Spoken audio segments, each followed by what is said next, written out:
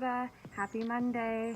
My name is Nicole and I will be taking you through your Monday workout. So for our first part, we've got 10 rounds in total of 2 movements. We've got our plate or bag Pendlay Row and our Cossack Squats. We're going to be doing this TABATA style, so that means you'll be working for 20 seconds and then you'll have 10 seconds of rest before you move on to the next movement. All right, so first I'll demonstrate our Pendlay Row, and I'm going to be using a big bag of rice to do so. So with our Pendlay Row, we're going to be hinged at the hips, knees slightly bent, and we're going to be bringing the weight from the ground and bringing it towards our chest. We'll be squeezing our tummy the whole time, making sure that our back is nice and flat, just like this.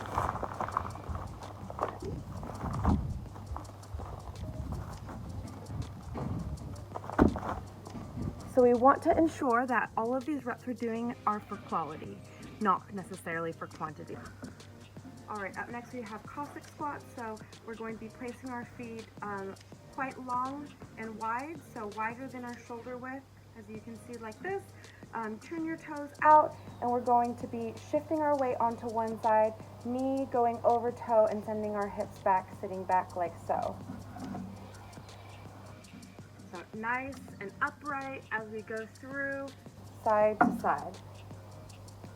You can also scale this movement down with either some TRX bands holding on for support, or if you've got a bench or something like this, you can use this for support, just like this, holding on to that bench as you go down and up. Making sure that our hips come up all the way locked out before we go to our next rep. To make this movement a little bit harder, you can grab some weight, hold it tight against your chest, and remember keeping your body nice and upright throughout this movement. All right, team, last but not least, we've got a 9-minute EMOM when we've got 3 movements. So for our first movement, you're going to be doing 20 single arm dumbbell thrusters. And then our second movement, second minute, you'll be doing ground to overhead with either a plate or a dumbbell or whatever weight that you have. And then our third minute, you'll be doing 10 burpees to plate if you have them.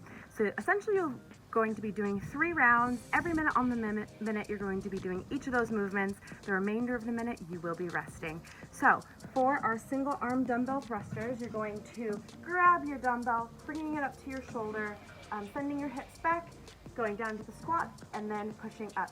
Really making sure you're using the momentum from your hips to get that dumbbell up overhead.